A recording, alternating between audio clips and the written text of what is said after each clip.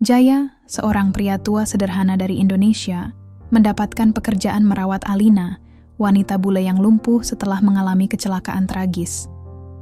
Awalnya, hubungan mereka hanya sebatas tugas, tapi seiring waktu, mereka membangun ikatan yang dalam dan penuh kehangatan.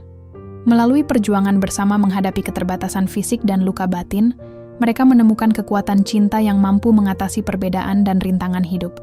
Namun, saat puncak konflik muncul di tengah perjalanan, mereka diuji oleh masa lalu dan ketakutan masing-masing. Akankah cinta mereka mampu bertahan dan membawa harapan baru?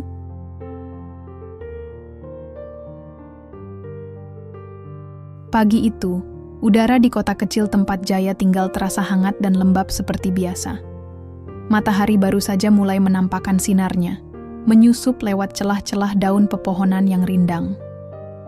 Jaya, pria tua berusia 65 tahun dengan rambut yang mulai memutih dan wajah penuh keriput, sedang duduk di beranda rumahnya sambil menyeruput teh hangat.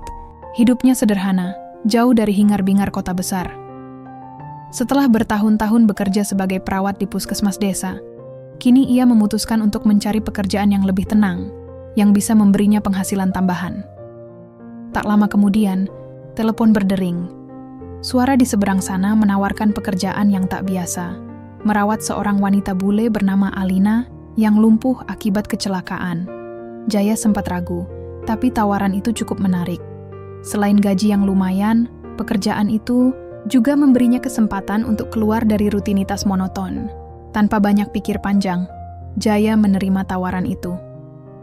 Hari pertama bekerja di rumah Alina terasa seperti memasuki dunia yang sama sekali berbeda. Rumah itu besar, modern, dan terletak di pinggiran kota besar yang ramai.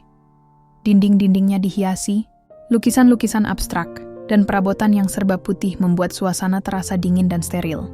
Jaya merasa sedikit canggung, seperti tamu yang tak diundang. Alina duduk di kursi roda di ruang tamu, wajahnya pucat, dan matanya yang biru tajam menatap kosong keluar jendela. Rambut pirangnya yang panjang tergerai tak terawat, dan tubuhnya yang kurus tampak rapuh. Jaya memperkenalkan diri dengan suara lembut. "Selamat pagi, Bu Alina. Nama saya Jaya, saya akan membantu Ibu mulai hari ini." Alina hanya mengangguk pelan tanpa menatap Jaya. Suasana sunyi menyelimuti ruangan itu, hanya terdengar suara detak jam dinding yang monoton. Jaya mencoba menghangatkan suasana dengan sedikit bercanda, tapi Alina tetap diam, seolah menutup diri dari dunia luar. Hari-hari awal berjalan lambat dan penuh tantangan. Jaya harus belajar banyak tentang kebutuhan Alina yang sangat spesifik, mulai dari cara memindahkannya dari kursi roda ke tempat tidur, mengatur obat-obatan, hingga membantu Alina mandi dan berpakaian. Semua itu dilakukan dengan penuh kesabaran, meski terkadang Jaya merasa lelah dan frustasi. Namun, di balik sikap dingin Alina, Jaya menangkap secercah kesedihan yang dalam. Ia tahu, wanita itu bukan hanya terluka secara fisik, tapi juga batin. Kecelakaan yang merenggut kebebasan Alina membuatnya terjebak dalam dunia yang sepi dan penuh rasa sakit.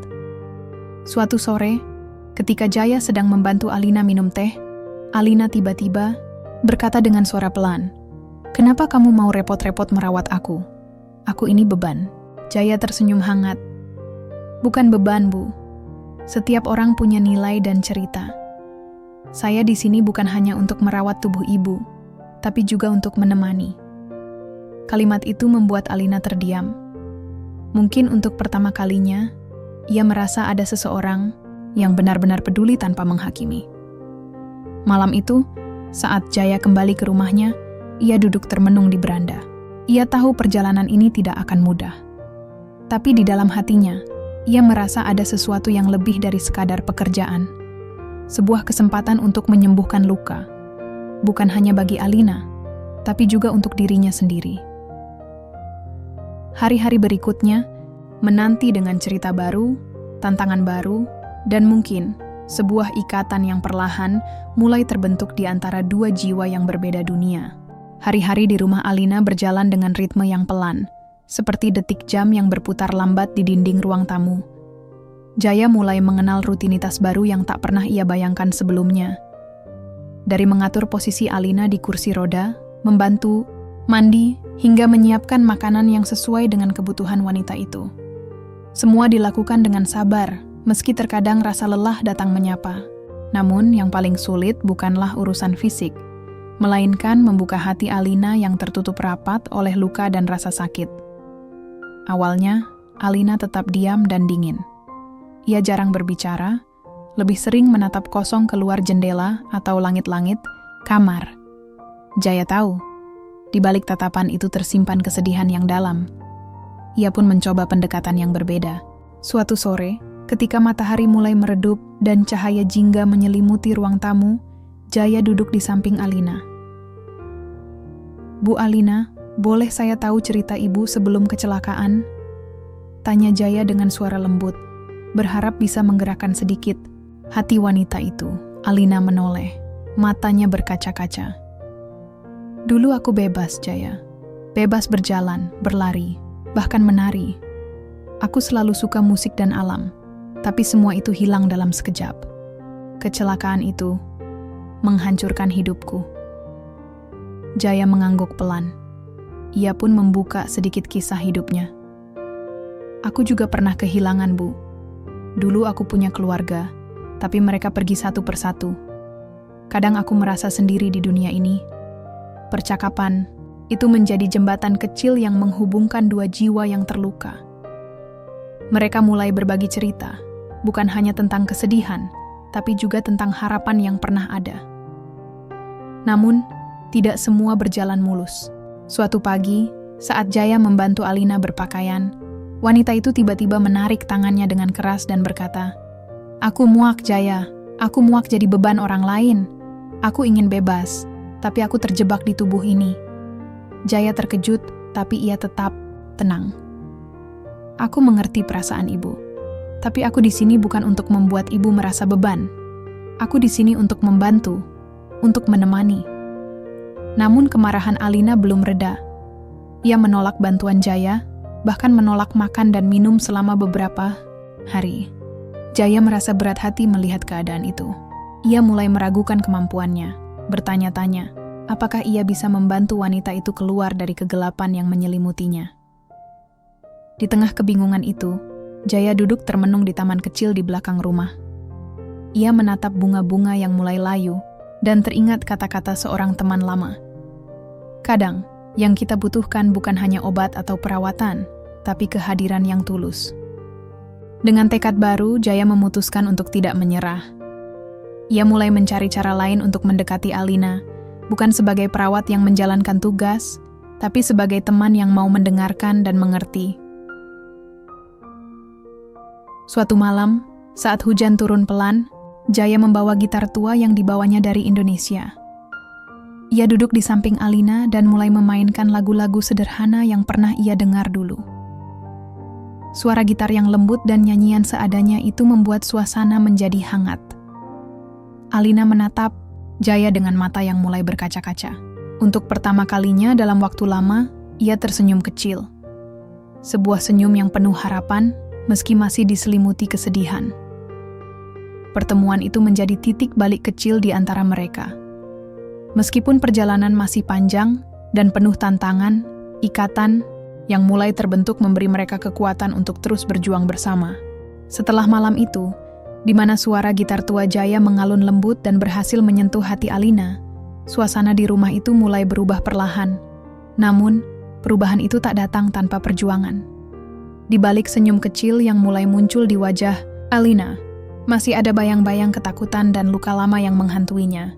Begitu pula Jaya, yang dibalik kesabarannya, menyimpan keraguan dan rasa takut akan kegagalan. Suatu pagi yang cerah, Jaya masuk ke kamar Alina dengan secangkir teh hangat di tangan. Ia menemukan Alina menatap keluar jendela. Wajahnya tampak sendu. Jaya duduk di sampingnya, mencoba membuka percakapan. "Bu Alina, aku tahu ini tidak mudah, tapi aku percaya ibu punya kekuatan yang lebih besar dari yang ibu kira," kata Jaya pelan. Alina menoleh, matanya berkaca-kaca. "Jaya, aku takut. Takut kalau aku tidak akan pernah bisa hidup normal lagi. Takut kalau aku hanya akan menjadi beban bagi orang lain. Aku takut kehilangan diriku sendiri. Jaya menghela napas panjang, mengingat kembali masa lalunya yang penuh liku. Aku juga pernah merasa takut, Bu. Ketika keluargaku pergi satu persatu, aku merasa dunia runtuh. Tapi aku belajar bahwa ketakutan itu bukan untuk membuat kita menyerah, tapi untuk membuat kita lebih kuat. Percakapan itu membuka pintu hati Alina sedikit demi sedikit. Namun, puncak konflik emosional mereka belum usai. Suatu hari, saat Jaya sedang membantu Alina berlatih gerakan ringan yang direkomendasikan dokter, Alina tiba-tiba menangis terseduh-seduh. "Jaya, aku lelah berjuang sendirian. Aku merasa tidak ada yang mengerti aku," ucap Alina dengan suara parau. Jaya memeluk Alina dengan hangat, mencoba memberikan kekuatan. "Ibu tidak sendirian, Bu. Aku di sini, selalu di sini." Namun, di balik pelukan itu, Jaya juga merasakan beban berat yang harus ia pikul. Ia sadar bahwa cinta dan kesabaran saja tidak cukup jika mereka tidak berani menghadapi masa lalu dan ketakutan yang selama ini membelenggu. Malam harinya, Jaya duduk sendiri di teras rumah, merenungi semua yang terjadi. Ia teringat pada istrinya yang telah lama meninggalkannya dan pada anak-anaknya yang kini hidup jauh darinya. Rasa kesepian yang dulu ia sembunyikan kini muncul kembali, menyatu dengan kekhawatiran akan masa depan Alina. Keesokan harinya, Jaya memutuskan untuk berbicara jujur kepada Alina tentang perasaannya. "Bu Alina, aku juga manusia biasa. Aku takut gagal, takut tidak bisa membantu ibu. Tapi aku percaya, kalau kita saling percaya dan terbuka, kita bisa melewati ini bersama." Alina menatap Jaya dengan mata yang penuh haru. "Jaya, aku juga takut, tapi aku ingin mencoba. Aku ingin hidup lagi, walau dengan keterbatasanku." Momen itu menjadi titik balik yang sangat penting. Mereka mulai menerima kenyataan, bukan sebagai beban, tapi sebagai tantangan yang harus dihadapi bersama. Alina mulai lebih terbuka, dan Jaya pun mulai lebih memahami perasaan wanita yang ia rawat. Seiring waktu, mereka belajar untuk saling menguatkan. Alina berusaha melawan rasa takut dan depresinya, sementara Jaya berusaha menjadi pendamping yang setia dan penuh pengertian. Hubungan mereka yang awalnya hanya sebatas perawat dan pasien, kini berubah menjadi persahabatan yang dalam. Bahkan lebih dari itu. Mereka tahu perjalanan ini masih panjang dan penuh liku, tapi untuk pertama kalinya, mereka melihat secercah harapan di ujung jalan. Harapan bahwa cinta dan kepercayaan bisa menjadi obat terbaik bagi luka yang paling dalam sekalipun. Setelah melewati badai emosi yang begitu berat di bab sebelumnya, suasana di rumah Alina mulai berubah menjadi lebih hangat dan penuh harapan. Jaya dan Alina kini bukan sekadar perawat dan pasien, melainkan dua jiwa yang saling menguatkan dalam perjalanan penyembuhan. Bukan hanya fisik, tapi juga batin. Pagi itu, sinar matahari masuk melalui tirai jendela kamar Alina, menari-nari di atas lantai kayu yang bersih. Jaya sudah siap dengan senyum khasnya, membawa sarapan hangat yang ia buat sendiri. Ia tahu, makanan sederhana tapi penuh cinta itu bisa menjadi obat kecil bagi hati yang lelah. "Selamat pagi, Bu Alina. Sarapan sudah siap," ucap Jaya sambil meletakkan nampan di meja kecil di samping tempat tidur. Alina menoleh, wajahnya tampak lebih cerah dibandingkan beberapa minggu lalu. "Terima kasih, Jaya. Aku merasa lebih baik hari ini." Jaya duduk di sampingnya, membantu Alina mengatur posisi, duduk agar nyaman. "Bagus sekali, Bu. Aku bangga dengan perjuangan Ibu." Hari-hari berikutnya diisi dengan rutinitas yang penuh semangat. Alina mulai menjalani terapi fisik dengan lebih tekun, meski masih ada rasa sakit dan keterbatasan. Jaya selalu ada di sampingnya, memberi semangat dan dorongan tanpa pernah memaksa. Di sela-sela terapi, mereka sering berbincang ringan. Jaya menceritakan kisah-kisah lucu dari kampung halamannya di Indonesia, tentang tradisi yang unik, makanan favorit, dan kenangan masa muda yang penuh warna. Alina pun mulai membuka diri, berbagi cerita tentang mimpinya yang dulu sempat terhenti, tentang musik yang selalu ia rindukan, dan tentang harapan-harapan kecil yang mulai tumbuh kembali. Suatu sore, saat matahari mulai tenggelam, Jaya mengeluarkan gitar tuanya lagi. Kali ini Alina meminta lagu favoritnya. Dengan penuh semangat, Jaya memainkan melodi yang ceria dan mengajak Alina bernyanyi bersama. Suara mereka yang sederhana tapi tulus memenuhi ruangan, mengusir kesunyian yang selama ini menghantui. Momen-momen seperti itu menjadi obat mujarab bagi luka-luka yang tersembunyi. Mereka tertawa, menangis, dan saling menguatkan. Jaya merasa hidupnya kembali bermakna, sementara Alina mulai merasakan kebebasan dalam keterbatasannya. Namun, tidak semua berjalan mulus tanpa tantangan. Kadang, Alina masih merasa putus asa dan ingin menyerah.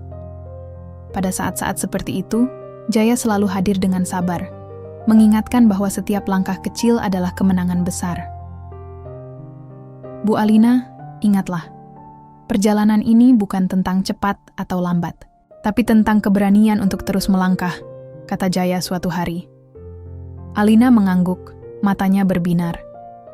Terima kasih, Jaya. Aku tidak tahu apa jadinya aku tanpa kamu. Hari-hari yang penuh perjuangan itu membentuk ikatan yang semakin kuat.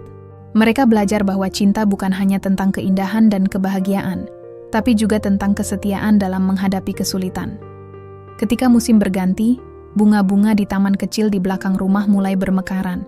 Begitu pula dengan hati mereka yang perlahan-lahan tumbuh dan berkembang, menyembuhkan luka lama dan membuka pintu untuk masa depan yang lebih cerah. Waktu berjalan begitu cepat, seperti aliran sungai yang tak pernah berhenti mengalir. Sudah berbulan-bulan Jaya dan Alina menjalani hari-hari bersama, melewati suka dan duka, tawa dan air mata. Rumah besar itu kini tidak lagi terasa dingin dan sunyi. Kehangatan yang mereka bangun bersama mengisi setiap sudut, menjadikan tempat itu bukan hanya sekadar bangunan, tapi rumah yang penuh arti. Pagi itu, Alina membuka matanya dengan perasaan yang berbeda. Ia merasakan udara segar masuk melalui jendela yang sedikit terbuka. Sinar matahari pagi menyentuh wajahnya dengan lembut, seolah memberi salam hangat. Ia menatap langit biru yang cerah, dan untuk pertama kalinya dalam waktu yang lama, hatinya dipenuhi rasa syukur. Jaya sudah menyiapkan sarapan di meja makan. Aroma kopi dan roti panggang memenuhi ruangan. Ia tersenyum melihat Alina yang tampak lebih cerah hari ini. Selamat pagi, Bu Alina. Bagaimana tidur Ibu? Alina tersenyum balik. Nyenyak Jaya. Aku merasa lebih kuat hari ini. Jaya duduk di sampingnya, memegang tangan Alina dengan lembut. Itu kabar yang sangat bagus. Aku bangga dengan Ibu. Hari-hari berikutnya, Alina semakin aktif berlatih terapi fisik. Meski tubuhnya belum sepenuhnya pulih, semangatnya tak pernah padam. Ia mulai belajar menggunakan kursi roda dengan lebih percaya diri, bahkan mencoba bergerak sendiri dengan bantuan alat bantu. Setiap kemajuan kecil selalu dirayakan dengan tawa dan tepuk tangan dari Jaya.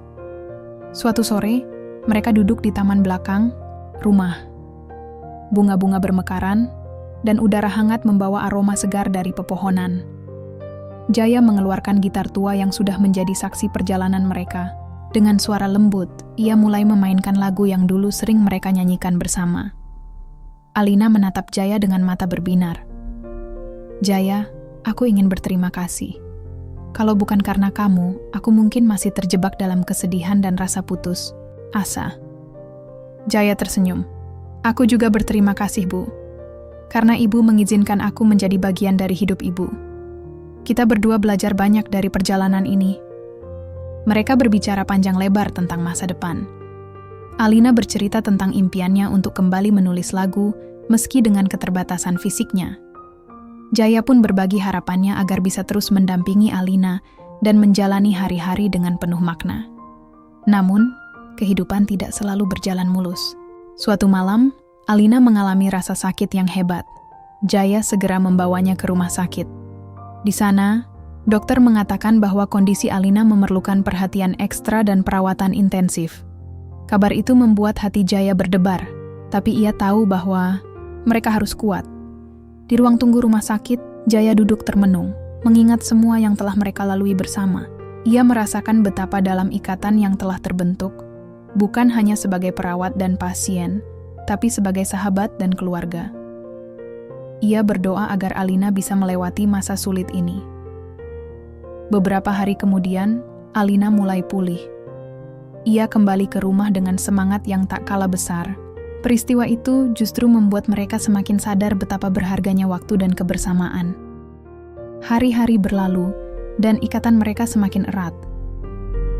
Mereka saling melengkapi, mengisi kekosongan yang dulu ada di hati masing-masing. Jaya yang dulu merasa hidupnya sepi, kini menemukan makna baru dalam merawat dan mencintai Alina.